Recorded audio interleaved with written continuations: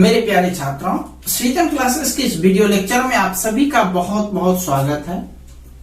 आज हम लोग अपकलज के अनुप्रयोग के अंतर्गत बहुत ही इंपॉर्टेंट टॉपिक्स पढ़ने वाले हैं, जिसमें हम आपको आज अप्रोक्सीमेशन यानी सन्निकट मान के बारे में पढ़ाएंगे और साथ ही साथ पिछले चैप्टर के कुछ डाउट क्वेश्चंस को भी लेंगे। ठीक है, तो स्टार्ट करते हैं आज का क्लास।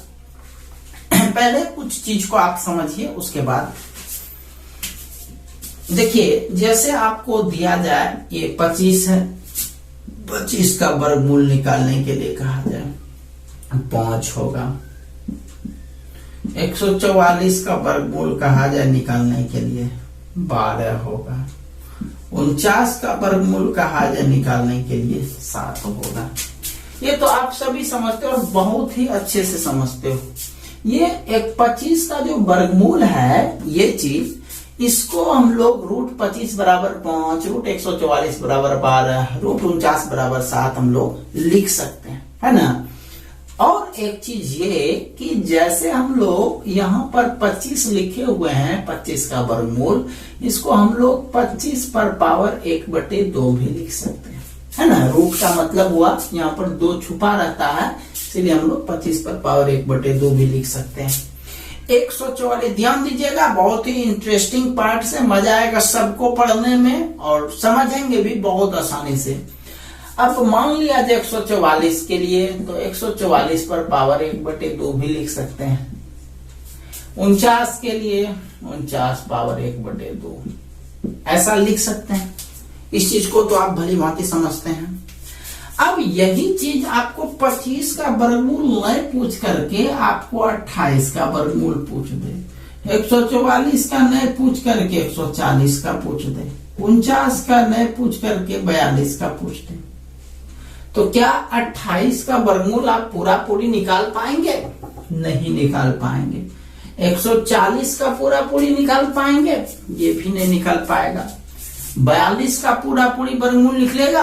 ये भी नहीं निकलेगा। इसका रिजल्ट भी पॉइंट में आएगा। तो एक चीज तो आप समझ रहे हो कि इन सब चीजों का जो वर्गमूल निकलेगा, ये सारा वर्गमूल जो है पॉइंट में निकलेगा। ठीक है, अच्छा चलो वर्गमूल वाला सिस्टम को जरा सा क्लोज करते हैं। अब दूसरा सिस्टम पर आते हैं।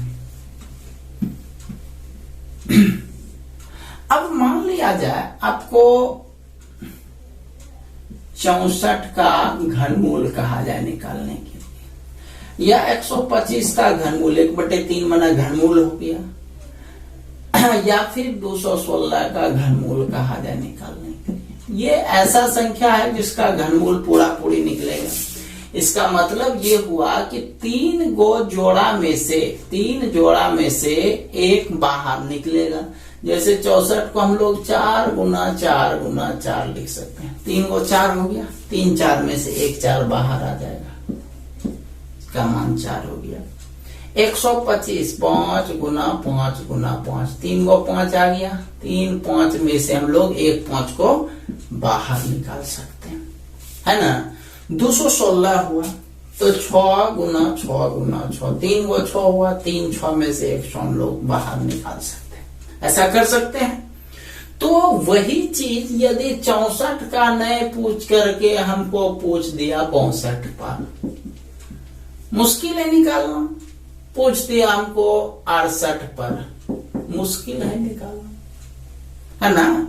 हाँ, ये भले आप बोल सकते हैं कि 62 का जो घनमूल निकलेगा वह 4 के आसपास निकलेगा, क्योंकि यह 4 के बिल्कुल करीब, 4 से कम निकलेगा, 4 के आसपास यानी 3 पॉइंट समथिंग।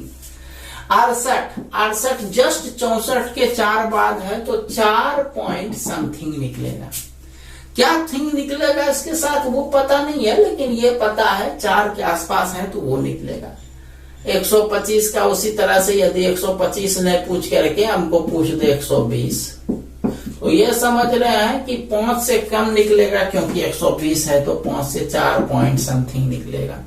216 है, इसमें पूछ दे 228 का, ये तो आप समझ सकते हैं 216 है, 216 का जैसे 6 होता है, 228 का तो 6 से बड़ा निकलेगा कुछ। अब 6 से बड़ा कितना निकलेगा ये पता नहीं, तो समझ रहे हैं आप। एक वर्गमूल के बारे में समझा है, एक घनमूल के बारे में समझा है। वैसे ही फोर्थ मूल, फिफ्थ मूल, सिक्स्थ मूल कुछ भी हो सकता है, एक को ले लेते हैं बस समझाने के व्यू से कि आपको आज पढ़ाने क्या जा रहे हैं। जैसे आपको पूछ देगा 16 पर पावर 1/4, तो ये 1/4 माना फोर्थ रूट है, तो फोर्थ रूट है तो इसका मतलब 16 को जो हम लोग लिख सकते हैं 2 दूनी 4 दूनी 8 दूनी 16, 4 को पेयर में से एक तो बाहर निकलेगा, ये देख रहे हो ना, तो 4 में से एक बाहर निकलेगा तो इसका मान कितना होगा 2 होगा। लेकिन वही चीज यदि 17 पर 1/4 पूछ दे तो 2 पॉइंट बोलिएगा, लेकिन क्या बोलिएगा वो पता नहीं पता है। वैसे फोर्थ मूल के बाद हम फिफ्थ मूल पर चलते हैं। जैसे हम लोग चले 243 पर पावर 1/5 चले, तो 243 3 3 9 3 27 3 81 3 243, 5 में से एक बाहर निकले क्योंकि 1/5 पावर है तो इसका मान हो गया 3। लेकिन वही चीज ये मान पूछ दे 250 पर पावर 1/3, तो आप जान रहे हैं 243 के बाद है तो 3 पॉइंट कुछ होगा, बट क्या होगा पता नहीं है।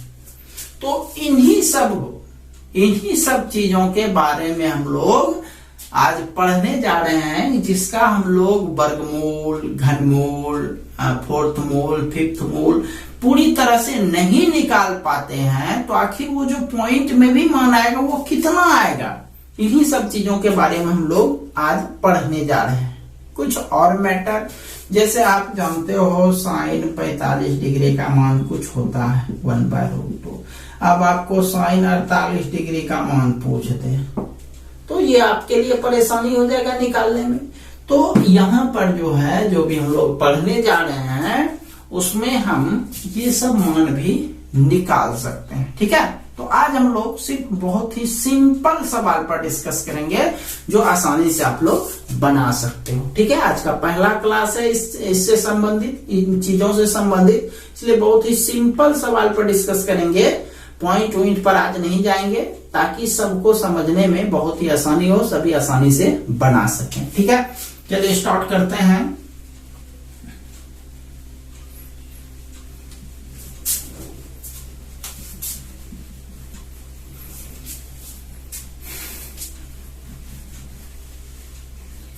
चलिए, अभी तक आपको हम समझा रहे थे कि आज पढ़ना क्या है, ठीक है। अब पढ़ना क्या है ये आप समझ गए। अब कुछ और पॉइंट का मान निकालने के लिए आपको हम पहले सिखा देते हैं, ताकि जब सवाल बनाए तो आपको आसानी से समझ में आ जाए। आपको मान लिया जाए, कहा जाए 28 का वर्गमूल निकालने के लिए, ठीक है।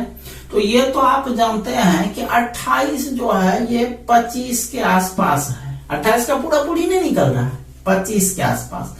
सबसे पहले आप ये खोजने का प्रयास करो कि 28 का जो वर्गमूल पूरी तो नहीं निकलता है, तो 28 के आसपास को ऐसा संख्या जिसका वर्गमूल आप पूरे तरीके से निकाल सकते हो।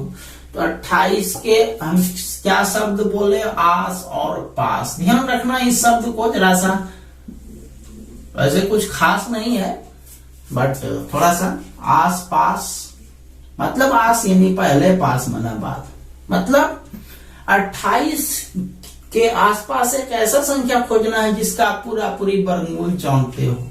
जैसे 28 के पहले जो है 25 का वर्गमूल आप जानते हो पूरी कितना आता है। अच्छा, इधर जो 28 के बाद 36 का वर्गमूल जानते हो कितना आता है, 25 का 5 आता है, 36 का 6 आता है। समझ में आ बात। आस दिस इज 25, पास इज 36। वैसे ये कोई स्पेशल वर्ड नहीं है, बुक में ऐसा नहीं कि आस माना पहले पास माना बाद, ये हम बस अपने तरफ से आपको समझने के लिए ऐसा बोल रहे हैं, ठीक है। तो खैर ये आपने देख लिया। अब ये देखो कि 28 से जो दूरी पड़ता है वो किसका ज्यादा नजदीक पड़ता है। तो ईच निगेटिव पॉजिटिव पर ध्यान मत देना भाई। ये जो है 3 कदम इधर चलेगा तो पहुंचेगा, और इसको जो है यहां तक पहुंचने के लिए 28 8 36 8 कदम पीछे लौटना पड़ेगा। ये 3 कदम में पहुंच जाएगा, एक 8 कदम में पहुंचेगा। तो ज्यादा नजदीक कौन है? 25 है। ध्यान रहा, ज्यादा नजदीक। एक और लेते हैं, बस आपको हम समझा रहे हैं ज्यादा नजदीक कौन है। जैसे मान लिया जाए रूट आपको 78 पूछा जाता, 78। अब इसके आस और पास देख लीजिए, या 90 लेते हैं, चलो ठीक है। आस और पास 90, 81 का वर्गमूल आप जानते हैं पूरा पूरी, और 100 का वर्गमूल पूरा पूरी जानते हैं। तो अब देखिए दोनों का जो नजदीकी है वो किसके साथ है ज्यादा? 81 9 90 9 कदम में पहुंच जाएगा, 90 10 110 कदम में पहुंचेगा। तो ज्यादा नजदीक कौन हुआ? 81 हुआ। ठीक है, तो ज्यादा नजदीक वाले को समझना है। यहाँ पर 90 ने होकर के यहाँ पर 92 होता, ध्यान देंगे 92 होता, तो वही होता है 81 और 100। बस इसको पहुंचने के लिए वहां 11 कदम चलना पड़ता है, 81 11 92, और इसको यहां तक चलने के लिए मात्र 8 कदम चलना पड़ता है। तो ज्यादा नजदीक कौन हुआ? 81 हुआ कि 100 हुआ? इस बार क्या हो गया? 100 हो गया। ठीक, अब मान लिया जाए यहां पर रहता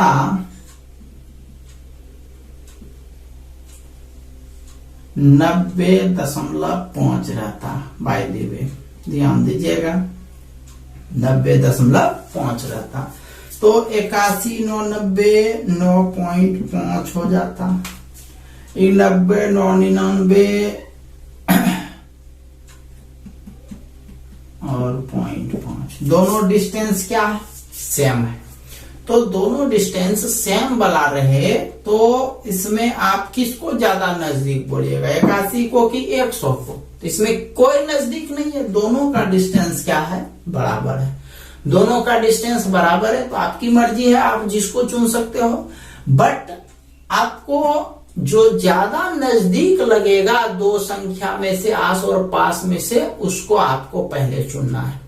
तो ये चीज आपके दिमाग में एडजस्ट हुआ कि जो ज्यादा नजदीक रहता है उसी को हम लोग पहले चुनते हैं, राइट।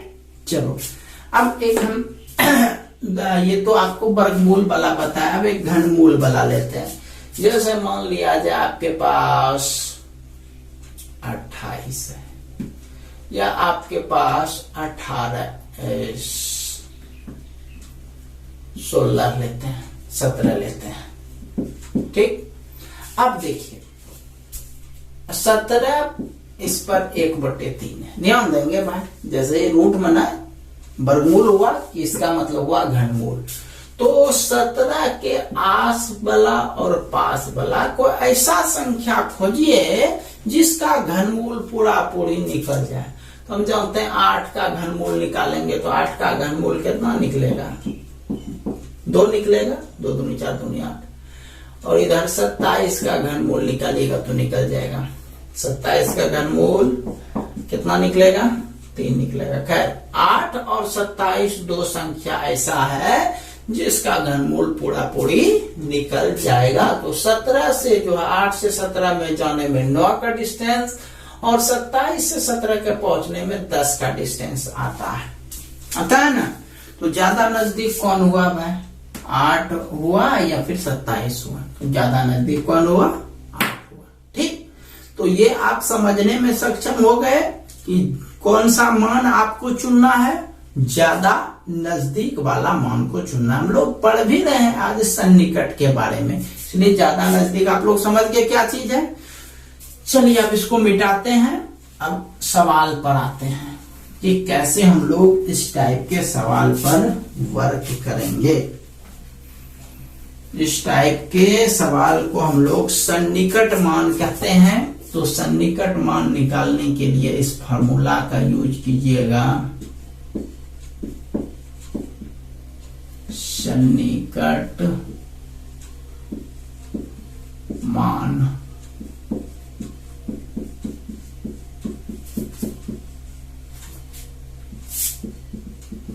एप्रोक्सीमेशन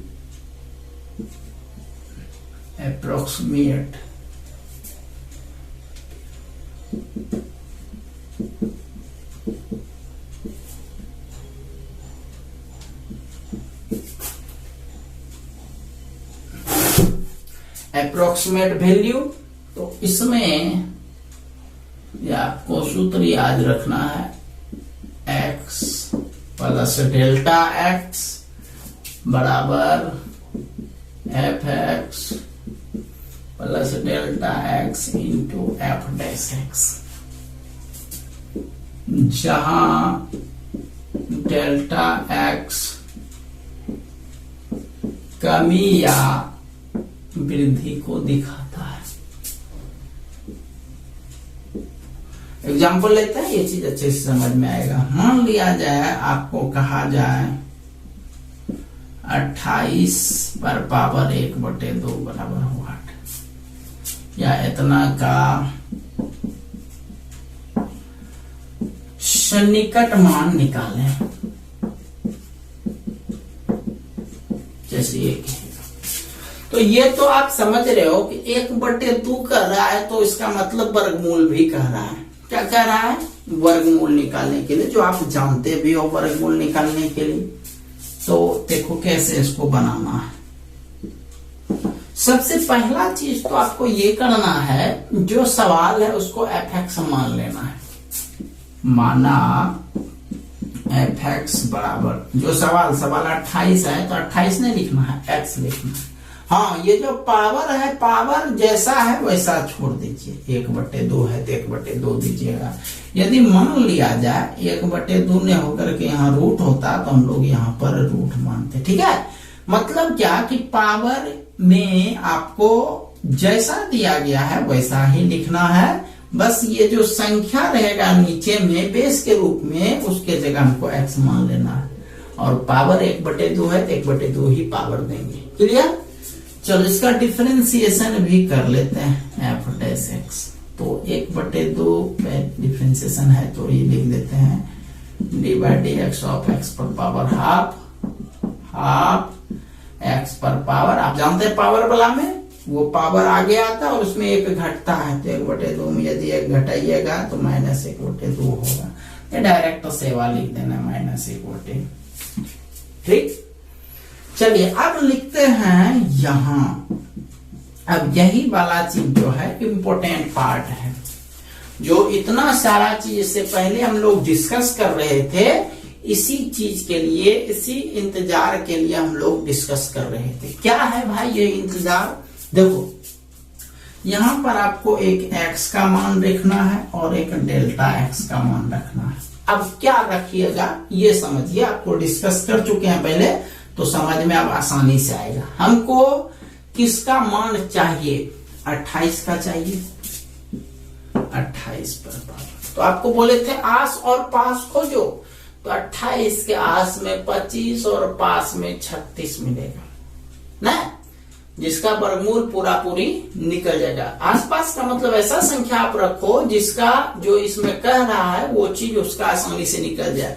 तो ये वर्गमूल कर रहा था तो 25 का वर्गमूल 5 और 36 का वर्गमूल 6, ये आसानी से निकल रहा है। तो आस में हो गया 25 और पास में हो गया 36। ठीक है, तो अब जो है 25 का वर्गमूल भी निकलता है और 36 का भी वर्गमूल निकलता है। तो ज्यादा डिस्टेंस मतलब ज्यादा नजदीक इसके कौन है? 28 है या 25 है या फिर 36 है? तो इसको चलने के लिए मात्र 3 कदम का जरूरत है और इसको 8 कदम का जरूरत है। तो ज्यादा नजदीक कौन है? 25। और चूंकि सन्निकट मान निकाल रहे हैं, यहाँ पर आप x का मान क्या लिखिएगा? 25 लिखिएगा। याद रहा, जो ज्यादा नजदीक है। अब डेल्टा x, तो डेल्टा x का मतलब यही हुआ कि अब हमको मान तो 28 का निकालना है और चुने हम कितना? 25 को, तो 3 इसमें क्या करना पड़ेगा? जोड़ना पड़ेगा, तो +3। समझ में आया? अब कोई कहता मान लिया जाए 36 मान लिया जाए, कोई बोलता है वैसे 36 चुन ले सकते हैं। मान लिया जाए कोई कहता कि सर यदि हम 36 चुने तो 36 चुने तो यहाँ पर 8 आपको लिखना पड़ेगा। लेकिन यह जो है 36 इससे ज्यादा हो गया, तो इसीलिए यहाँ पर -8 लिखना पड़ता। समझ में आया? यानी कहने का मतलब ये हुआ कि जब बड़ा वाला मान चुनो तो डेल्टा एक्स क्या लिखोगे आप? निगेटिव। लेकिन यहाँ बड़ा नहीं चुनना है, जो कि ज्यादा नजदीक आपका छोटा वाला ही है। तो ये 25 हो गया और ये हो गया 3। समझ में आया? ये चीज इसी से रिलेटेड यहाँ है कि एक बार फिर समझा देते हैं। 28 के आस और पास दो मान चुनिए और जो ज्यादा नजदीक है उसको x लीजिए। अब वहां से इसका डिस्टेंस जितना है वो लीजिए। तो 25 चुने हैं तो 25 से 28 का डिस्टेंस 3 है, तो यहाँ पर 3 लिखिए। ठीक है, चले अब इसका काम इतने, अब कोई काम नहीं।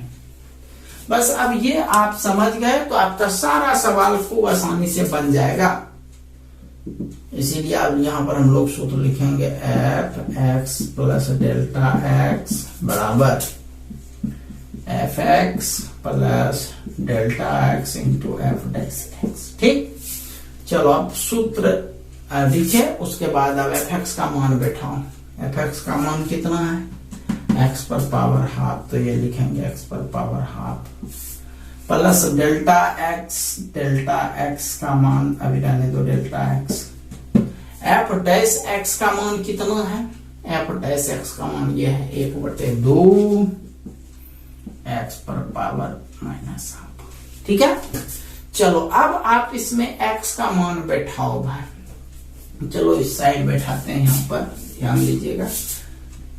पहले क्या लिखा हुआ? एक्स पर पावर हाफ। एक्स पर पावर हाफ लिखा हुआ है। एक्स का मान हम लोग कितना लिए हैं? 25, तो 25 पर पावर हाफ। ठीक, प्लस फिर है डेल्टा एक्स। डेल्टा एक्स का मान कितना है? 3 है, तो 3 लिखे डेल्टा एक्स का मान इंटू 1/2, 1/2 है। फिर कौन सी है? Into x. एक्स मतलब एक्स का मान 25 है, तो इंटू 25। इस पर पावर कितना है? माइनस हाफ, तो इस पर पावर माइनस हाफ। क्लियर? अब 25 को हम लोग क्या लिख सकते हैं? 5 का स्क्वायर लिख सकते हैं। और पहले से जो पावर है वो वहां लिख देना है, 3 गुना 1, 3/2। उसी तरह से इस 25 को भी 5 का स्क्वायर लिख दीजिएगा। और ऊपर जो पहले से पावर है माइनस हाफ वो लिख दीजिएगा। 2 कट गया, तो ये हुआ रिजल्ट 5, 3/2 और इंटू 5 पर पावर कितना? माइनस। ठीक, कोई दिक्कत इसमें? ओके, 5 प्लस 3/2 और ये जो -1 है इसको हम लोग 1/5 लिखेंगे। 5 जोड़ 3/10 लघुत्तम हो गया 10। 50 जोड़ 3 53/10, यानी ये हो गया 5.3। यही हो गया आंसर। समझ में आ गया आपको? बस इसमें मुख्य रूप से आस और पास पर ध्यान देना है। चलिए पहला सवाल आप लोग पूरा कर लीजिए।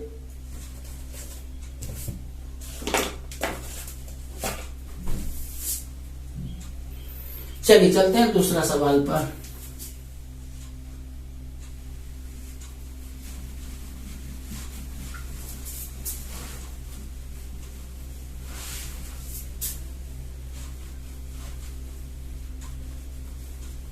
नेक्स्ट सवाल है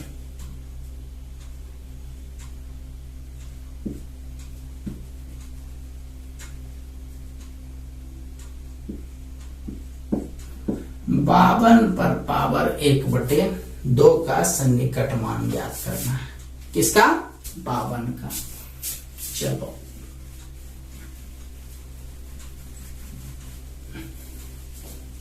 बावन में आपको बताइए कि 1/2 रहे या फिर रूट में भी रहे तो भी कोई दिक्कत नहीं है, एक ही क्वेश्चन है। चलो ऐसा रूट के रूप में ही लिख करके बता देते हैं। सबसे पहले मान लेते हैं, माना f(x) ही मानना है आपको। सबसे पहले f(x) बराबर रूट और संख्या जमा है वहां पर x फिक्स याद रखिएगा। 52 के जगह x ही यूज करना है। अब उसका differentiation f' x d/dx of root x और रूट एक्स का डिफरेंशिएशन आपको याद होगा क्या होता है, 1/2 रूट एक्स। आपको हम पहले से बोल रहे हैं कि जिस स्टूडेंट ने भी डिफरेंशिएशन चैप्टर नहीं पढ़ा है, आपके यूट्यूब पर जो है डिफरेंशिएशन चैप्टर शुरू से उपलब्ध है, उसको आप लोग एक बार पढ़ लीजिएगा, तब आपको ये और अच्छे से समझ में आएगा। क्योंकि यहां तक तो ठीक है, इसमें डिफरेंशिएशन ज्यादा भारी भरकम नहीं है, लेकिन अब कल या परसों के बाद जब हम डिफरेंशिएशन मतलब इसी का यूज पढ़ाएंगे तो उसमें डिफरेंशिएशन भाई थोड़ा लंबा होगा, तो जो नहीं पढ़े वो बढ़िया से डिफरेंशिएशन उसको प्रॉब्लम होगा, तो हमको मत बोलना। समझ लो बात को। चलो खैर, ये हो गया आपका f'(x) कर दिए। चलिए अब जो तीसरा स्टेप है, यहां x और डेल्टा x, ये दो चीज हमको लिखना है। x का मान कितना है, डेल्टा x का मान कितना है।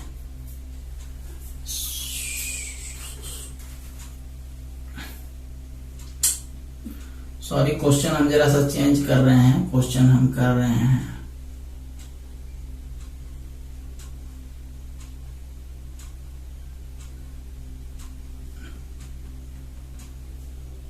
46 कर रहे हैं क्वेश्चन।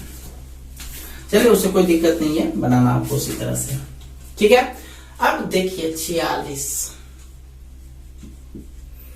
आप देखो 46 के आस और पास जिसका वर्गमूल निकलता है, 36 का वर्गमूल आप जानते हो, और इधर 49 का वर्गमूल, 36 का 6 होता है, 49 का 7 होता है, ये जानते हो। चलो अब देखो दोनों में जो है कौन ज्यादा इसके नजदीक है। ये चलिएगा तो 36 10 46, 10 कदम चलना पड़ेगा, और ये चलेगा तो 3 कदम में काम चल जाएगा। तो ज्यादा नजदीक कौन हुआ, 49 हुआ। ज्यादा नजदीक कौन हुआ, 49 हुआ। तो x के जगह पर आपको रखना है 49, ठीक है। रहा सवाल डेल्टा x का, तो डेल्टा x हम लोग क्या लिखेंगे, वही 3 लिखेंगे हम 3 ही। लेकिन क्वेश्चन में आप जरा सा आप देखो, क्वेश्चन कितना था, 46 था, लेकिन हम यहाँ 49 लिख दिए ना, तो 3 तो इससे ज्यादा लिख दिए, तो 3 इसमें क्या करना पड़ेगा, घटाना पड़ेगा, इसलिए यहाँ पर माइनस होगा। समझ में आया। पिछला क्वेश्चन में 25 और 28 था, तो 3 जोड़ना पड़ा था, इस बार यह जो है बेसी ले लिए हो, तो 3 घटाना पड़ेगा, राइट। चलिए अब सूत्र पर चलते हैं। इसीलिए f(x) प्लस डेल्टा x बराबर सूत्र f(x) plus delta x into f'(x).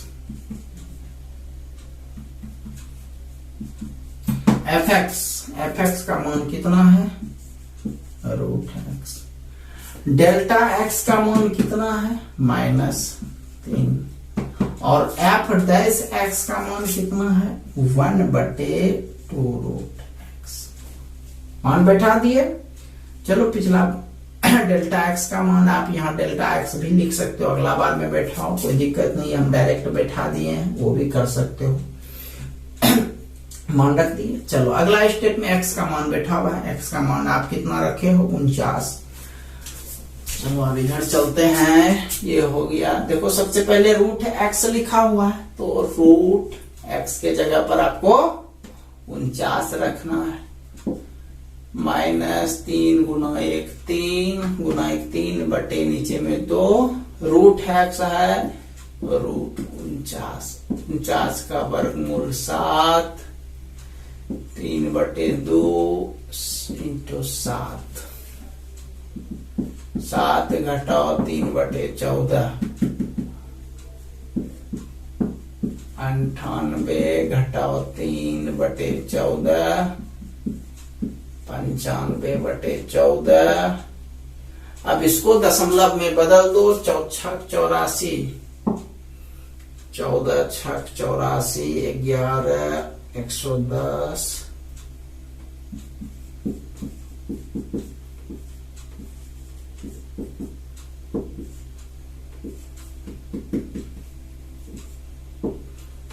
97 14 बलौतल से, चलो 6.78 हो गया रिजल्ट। 6.78 दशमलव के मिनिमम 2 अंक तक जरूर निकालो, आपका मन है तो 3 अंक तक भी निकालो, लेकिन मिनिमम 2 अंक तक जरूर निकालना है। तो यही हो गया आपका आंसर। तो ये चीज समझ में आ गया सबको। चलो एक और एग्जांपल लेते हैं हम लोग। 3 घनमूल के लिए, ये वर्गमूल के लिए था, घनमूल के लिए यानी क्यूब रूट के लिए एक लेते हैं क्वेश्चन।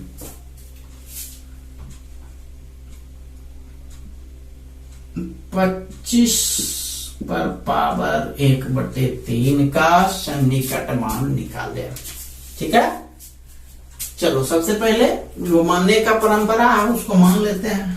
माना f(x) बराबर 25 के जगह आपको x ही लिखना है और पावर जैसा है 1/3 आपको दे देना है। ठीक है, इसीलिए f'(x) तो d/dx ऑफ x पर पावर 1/3 आगे 1/3 में घटाएंगे -2/3। अब चलते हैं x का मान और डेल्टा x का मान, ये क्या क्या होगा अब यहां से डिसीजन लेते हैं। चलिए भाई देखिए 25 हम लोग घनमूल निकाल रहे हैं, ये चीज ध्यान रखिएगा। तो 25 के आस और पास, तो 27 का घनमूल जानते हैं, 27 का घनमूल जो है वो 3 होता है, तो 27 का घनमूल निकलता है। और आस में यदि देखिएगा तो ये जो है 8 का घनमूल निकलता है। 8 का घनमूल, पूरा घनमूल का मतलब पूरा पूरी निकलना, तो 8 का भी निकल रहा है, 2 निकलता है, 27 का 3, खैर 2 निकले 3 निकले कोई दिक्कत नहीं है, पूरा पूरी निकलना चाहिए। ठीक, अब देखो भाई 25 के आस में भी देख लिए और पास में भी देख लिए, इसको यहां तक चलना है तो 18 चलना पड़ेगा, बल्कि 17 चलना पड़ेगा, और इसको यहां तक 2 में पहुंच जाएगा। तो ज्यादा नजदीक 8 हुआ कि 27 हुआ? ज्यादा नजदीक आपका 27 हुआ। तो x का मान लिखेंगे 27 और डेल्टा x का मान कितना लिखेंगे? डेल्टा x का मान लिखेंगे 2। लेकिन ये जो 2 लिखिएगा, 2 का पोजीशन क्या है? यहाँ पर क्वेश्चन आपको 25 था, लेकिन आप तो 27 लिख दिए हो, तो 2 ज्यादा लिख दिए हो, तो यहाँ पर 2 को क्या कीजिएगा? माइनस कीजिएगा। ठीक, चलो हो गया। आप क्वेश्चन लिखते हैं, एफ सूत्र लिखते हैं, इसीलिए f x plus delta x बराबर f x plus delta x into f dash x. चलिए एफ एक्स का मान यहां पर लिखा होगा x पर पावर 1/3, डेल्टा x का मान -2, तो -2, एफ डैश एक्स का मान यही है 1/3 x पर पावर -2/3,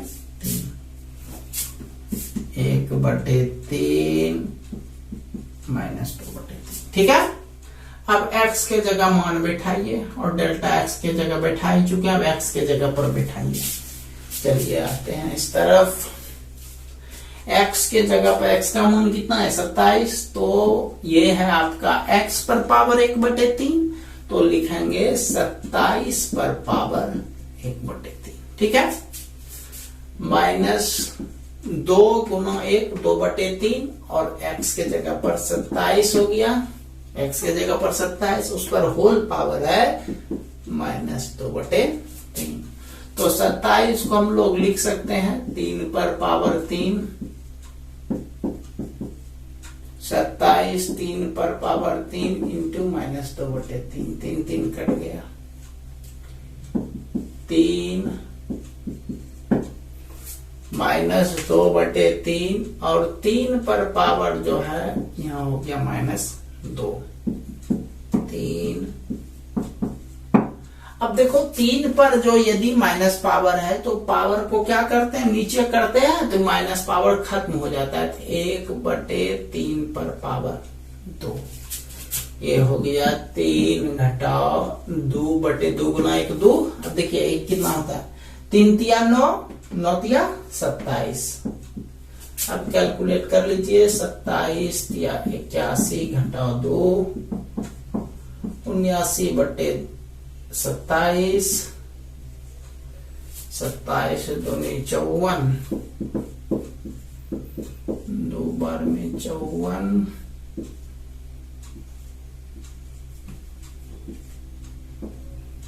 2.963, 9 दूनी 18, 24, 7 0 27 दूनी 54, 2.92। समझ गए बात को? चलिए ठीक है, आज सिर्फ इतना ही रहने देते हैं। आप लोगों को कुछ वर्क दे देते हैं इससे संबंधित।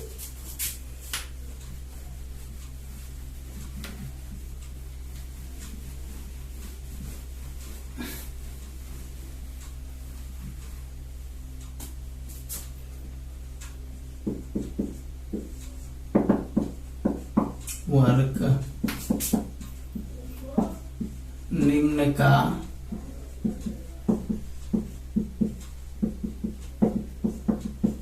सन्निकट मान निकालें। पहला नंबर क्वेश्चन, √27। दूसरा नंबर क्वेश्चन √24। तीसरा नंबर क्वेश्चन √38। चौथा क्वेश्चन √125। पांचवा क्वेश्चन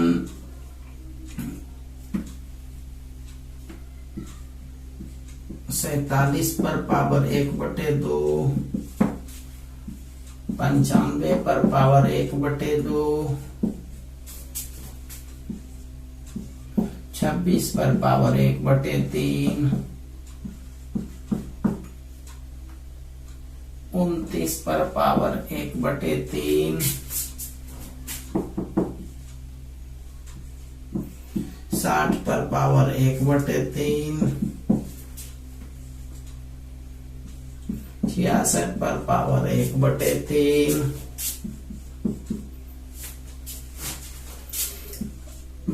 82 पर पावर 1/4। 1/4 वाला आपको खुद बनाना है, एक भी बताए नहीं है बट आप बना सकते हो। जे नंबर 19 पर पावर 1/4। ठीक है, आज इतना ही रहने देते हैं, इसको आप लोग कंप्लीट कर लीजिएगा। ठीक है, अच्छा अब कुछ डाउट क्वेश्चन पर चलते हैं। हाँ, इसको आप लोग स्क्रीनशॉट ले लीजिए क्वेश्चन के वर्क का। पिछला चैप्टर में कुछ डाउट क्वेश्चन था, उसको ले लेते हैं। चलिए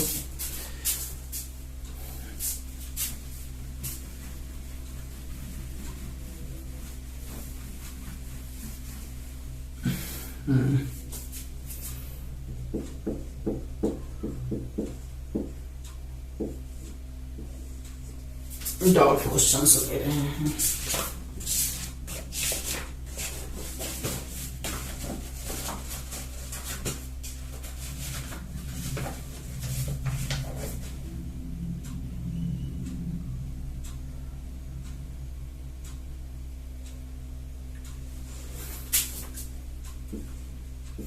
क्वेश्चन है वक्र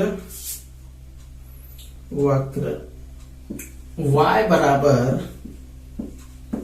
4x³ - 2x पर पावर 5 पर उन बिंदुओं को ज्ञात करें।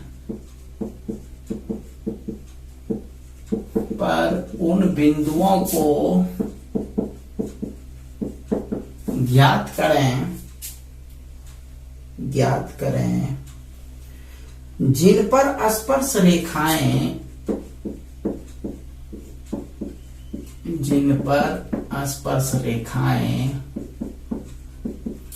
मूल बिंदु से होकर जाती है।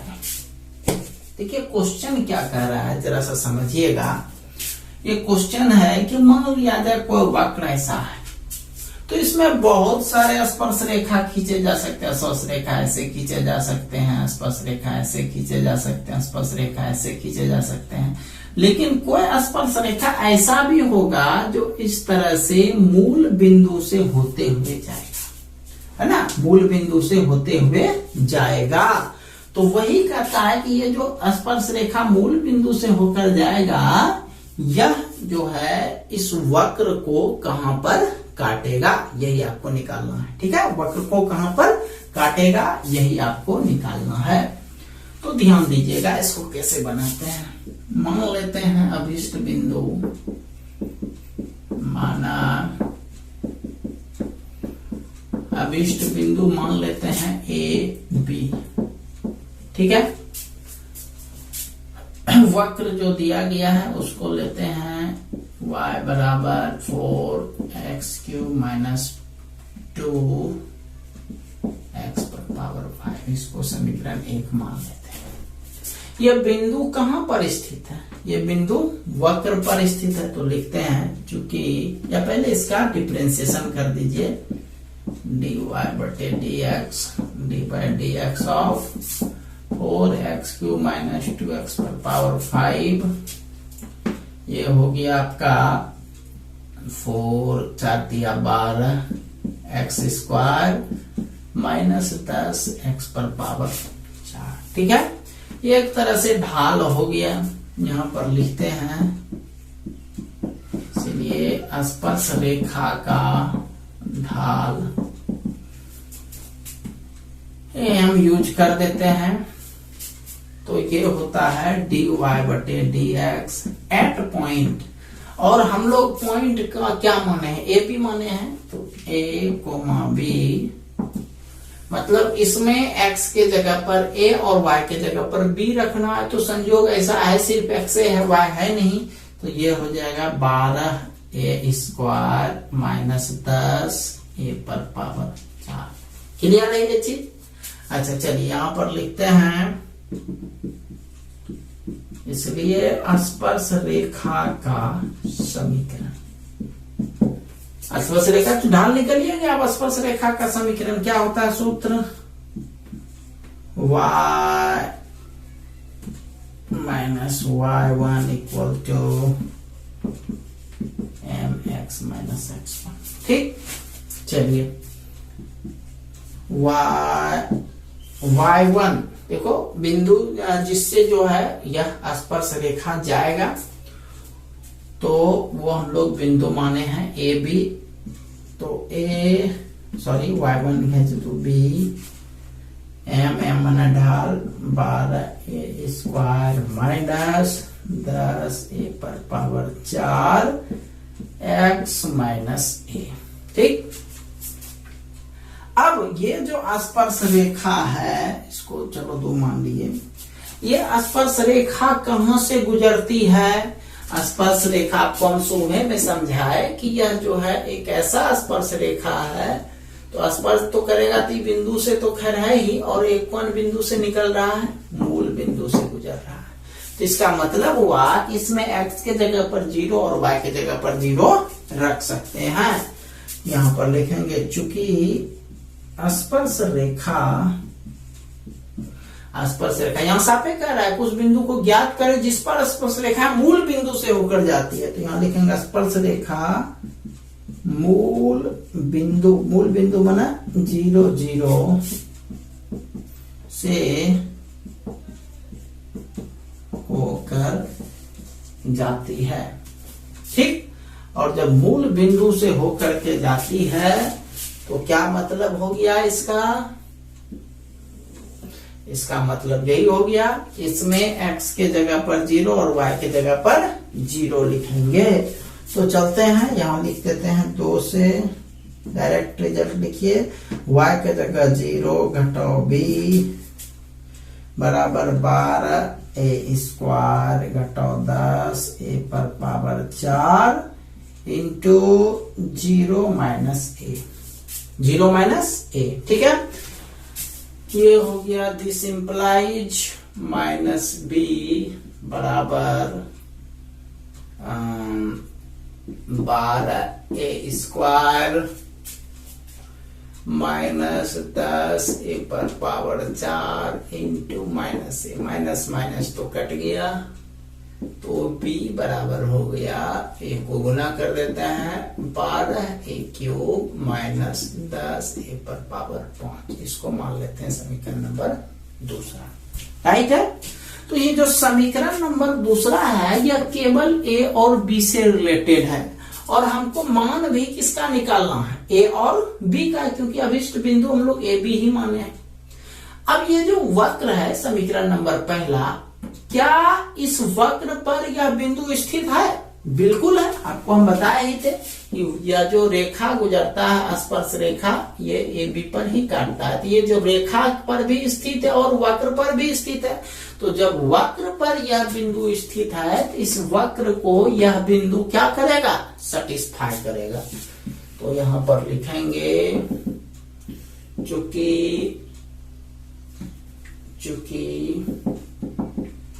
बिंदु ए बी वक्र फर्स्ट पर स्थित है, और जब वक्र फर्स्ट पर स्थित है इसीलिए वक्र फर्स्ट हम लोग उतार लेंगे, y बराबर 4x क्यूब माइनस 2x पर पावर 5, y के जगह पर b और x के जगह पर a, यानी ये हो गया b बराबर 4a क्यूब माइनस 2a पर पावर 5।